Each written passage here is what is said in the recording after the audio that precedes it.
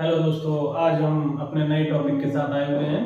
तो आज मेरे मन में इच्छा हुई कि आपको एक नया टॉपिक पढ़ाया जाए जिसमें कि ग्रह के बारे में हम आपको बताएंगे। मैंने पहले से लिख रखा है, ग्रहों के बारे में जानने की बड़ी तीव्र इच्छा होती है। तो कई बच्चों का वो आया था, बताया कि सर मैं ग्रहों के बारे में जानना है। तो मैंने सोचा कि आज आपको बताया जाए ग्रह क्या होते हैं। ग्रह के बारे में जानने के लिए आपकी बड़ी तीव्र इच्छा होगी और ये ऐसा टॉपिक है कि इसके बारे में जानकारी जितनी भी आप करिए वो आपको हमेशा कम ही लगेगी। तो आज ग्रहों के बारे में हम थोड़ी सी सामान्य जानकारी देंगे और जो ज्यादा बड़ा वीडियो नहीं होगा, 5 से 6 मिनट का होगा, बहुत ही छोटा शॉर्ट वीडियो बनाएंगे और इसके बारे में आपको लगभग सामान्य जानकारी से लेके और गहरी जानकारी भी दे देंगे हम। और अगर मुझे लगेगा कि अभी इसकी जानकारी अधूरी रह जाती है तो मैं नेक्स्ट वीडियो में अपलोड कर दूंगा। और इसको देखते हैं कि ग्रहों के बारे में हम आज आपको बताते हैं ग्रह होते क्या है।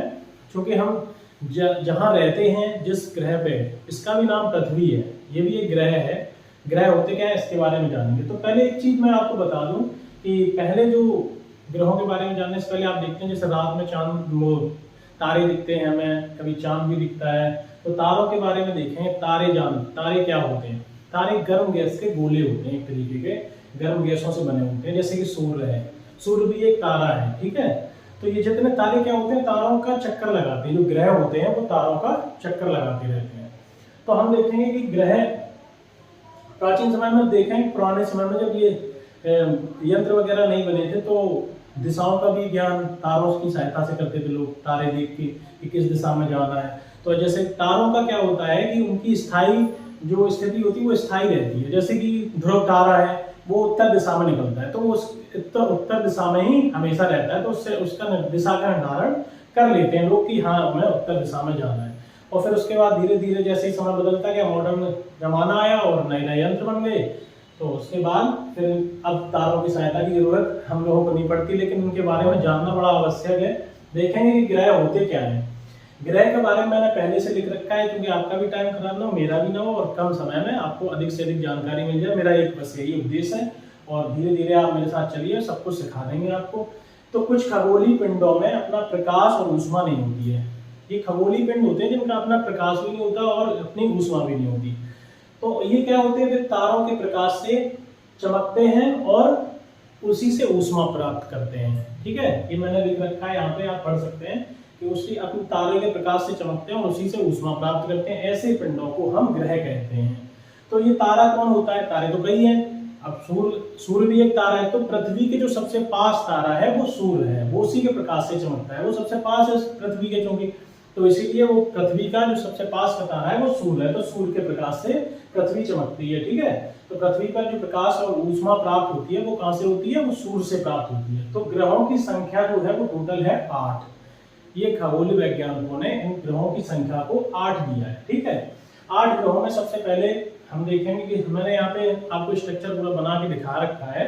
देखेंगे कि बुध, शुक्र, पृथ्वी, मंगल, बृहस्पति, शनि, अरुण, वरुण, ठीक है। इनकी इंग्लिश भी देखेंगे, मरकरी, वीनस, पृथ्वी की होती है अर्थ, ये तो सभी लोग जानते होंगे। मंगल को इंग्लिश में मार्स कहते हैं और बृहस्पति को जुपिटर कहते हैं, शनि को सैटर्न कहते हैं और यूरेनस और नेपच्यून इसको पढ़ेंगे, ठीक है। ये 8 ग्रह हैं। 8 ग्रह ये सूर्य का चक्कर लगाते हैं। मैंने यहाँ पे बना रखा है स्ट्रक्चर। तो ये 8 ग्रह जो है वो सूर्य का चक्कर लगाते हैं और एक कैसे अंडाकार, वृत्ताकार, दीर्घ वृत्ताकार कक्षा में, ठीक है। दीर्घ वृत्ताकार कक्षा में ये सूर्य का चक्कर लगाते हैं। क्योंकि ये किसी की कक्षा को काटते नहीं। कक्षा का मतलब ये अपने रास्ते पर घूमना, ठीक है, किसी दूसरे के रास्ते पर ना जाना। वो अगर किसी दूसरे रास्ते पर जा रहा है, मान लीजिए कि जो शुक्र बुध है वो इस ऐसे अपने रास्ते पर जा रहा है, शुक्र इसको बीच में से कट करता हुआ निकल रहा है, तो ये ग्रह नहीं माना जाएगा। ये खगोल वैज्ञानिकों ने इसकी परिभाषा में दिया है, ठीक है। तो हम देखेंगे कि ये जो अपनी अपनी कक्षाओं में चक्कर लगाते हैं इसीलिए ये ग्रह कहलाते हैं, ठीक है। और ये सूर्य के प्रकाश से चमकते हैं।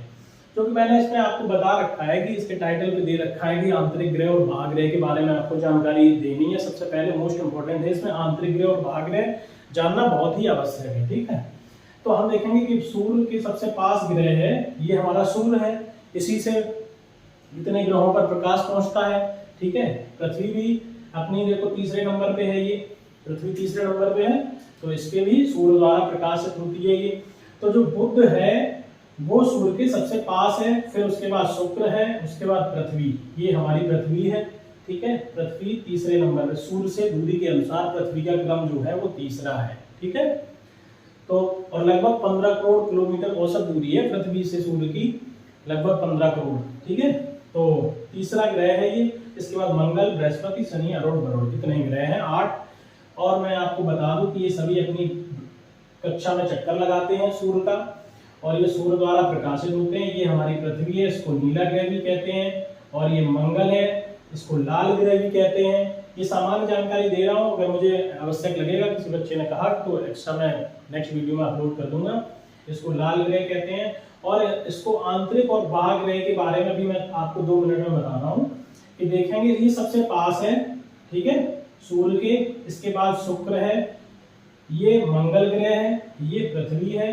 पृथ्वी जो है अपना, इसको नीला ग्रह भी कहा जाता है, ठीक है। इसको नीला ग्रह क्यों कहा जाता है? क्योंकि ये जब हम किसी दूसरे ग्रह से देखते हैं, किसी दूसरे, जैसे चंद्रमा से देखें पृथ्वी को, तो ये हमें नीली और हरी दिखाई देती है। नीली क्यों दिखाई देती है? ब्लू कलर इसका दिखता है इस पर पानी की वजह से, ठीक है। और इसके बाद हरा कलर जो दिखता है वो प्रकीर्णन और पेड़ पौधों की वजह से हमें इसका हरा कलर भी दिखता है। ये पृथ्वी है, ठीक है। पृथ्वी के बाद मंगल, इसको लाल ग्रह कहा जाता है। ये बृहस्पति, ये सबसे बड़ा ग्रह है, ये सबसे बड़ा है, ठीक है। बृहस्पति जो है सबसे बड़ा ग्रह है ये सौरमंडल का। इसके बाद शनि, ये वलय वाला ग्रह है, इसके चारों ओर वलय पाई जाती है जो गैस से बनी होती है, गैसी गोले होते हैं जिससे, उससे ये बनी होती है इसमें गैस। और ये चारों ग्रहों में वलय पाई जाती है, कभी दिख जाती है, कभी नहीं दिखती है, या दूरदर्शी की सहायता से हम देख भी सकते हैं, टेलीस्कोप की सहायता से इसको। तो हम देखें अब आंतरिक और बाह्य ग्रह बताना सबसे ज्यादा जरूरी मैं समझता हूँ इसमें। तो ये नीला ग्रह कहलाता है, ये हमारा लाल ग्रह कहलाता है। इसको हम सुबह का और शाम का तारा भी कहते हैं, शुक्र को, ठीक है। और चूंकि ये उल्टा चक्कर लगाता है, बाकी सब पश्चिम से पूर्व चक्कर लगाते हैं। जितने भी ग्रह हैं, 2 ग्रह शुक्र और अरुण जो है वो उल्टे चक्कर लगाते हैं पृथ्वी को, सॉरी सूर्य के, ये उल्टे घूमते हैं पूर्व से पश्चिम की ओर। इतनी भी ध्यान रखनी बात, सूर्य और शुक्र और अरुण 2 ग्रह जो है वो पूर्व से पश्चिम की तरफ घूमते हैं, सूर्य का चक्कर लगाते हैं। और बाकी जो सारे ग्रह हैं, 6 हमारे बचे हुए हैं, ये जो सूर्य का चक्कर लगाते हैं वो पश्चिम से पूर्व की तरफ घूम के चक्कर लगाते हैं, ठीक है। अब हम इनको आंतरिक ग्रह और बाह्य ग्रह में हमने क्यों बांटा है और कैसे बांटा है खगोल वैज्ञानिकों ने, तो ये बात ध्यान देने वाली है। यहाँ पर देखेंगे, यहाँ पर मंगल ग्रह और बृहस्पति ग्रह के बीच में एक क्षुद्र ग्रह पट्टी पाई जाती है। यहाँ पर मैं लिख दूं क्षुद्र ग्रह पट्टी, ठीक है। एक क्षुद्र ग्रह पाए जाते हैं इसके बीच में, मंगल और बृहस्पति के बीच में क्षुद्र ग्रह पाए जाते हैं। क्षुद्र ग्रह एक्चुअली होते क्या है? क्षुद्र ग्रह होते हैं कि ये ग्रहों से ही टूटे हुए छोटे छोटे टुकड़े होते हैं, इन्हीं को क्षुद्र ग्रह कहा जाता है, ठीक है। तो ये जो मंगल और बृहस्पति के बीच में पाए जाते हैं, तो यहीं से हम देखें कि आगे जो इधर बचे सूर्य के पास वाले ग्रह, इनको हम कह देते हैं आंतरिक ग्रह, इनको कह देते हैं आंतरिक ग्रह। और सूर्य से जो दूर हैं इनको हम कह देते हैं बाह्य ग्रह। इस बात को ध्यान रखना है। इसमें बीच में मंगल और बृहस्पति के बीच में जो क्षुद्र ग्रह की पट्टी पाई जाती है, यहाँ पर कई क्षुद्र ग्रह पाए जाते हैं छोटे छोटे टुकड़ों के रूप में, ठीक है। तो उसके द्वारा हम वहां से आधे ग्रहों को, सूर्य के पास वाले ग्रहों को हम आंतरिक ग्रह कह देते हैं, और सूर्य से जो 4 बाहर के ग्रह हैं इस क्षुद्र ग्रह की पट्टी के बाद वाले ग्रहों को हम बाह्य ग्रह कहते हैं, ठीक है। दूसरी चीज इसमें जानेंगे कि ये जो ग्रह हैं, बुध, शुक्र, पृथ्वी, मंगल, जो आंतरिक ग्रह हैं, ये चट्टानों से बने हुए हैं, चट्टानों द्वारा। चट्टाने जानते ही हैं आप, मैग्नीशियम, आयरन, कैल्शियम, इन सब तत्वों से मिलकर जो बनती हैं, कोयला वगैरह, तो ये चट्टाने कहलाती हैं। और बाह्य ग्रह जो हैं वो गैस से बने होते हैं, गैसों से एवं द्रव पदार्थ या तरल पदार्थ कह सकते हैं, तरल पदार्थ के बने हुए होते हैं। इस बात को बहुत नोट कर लेना आप।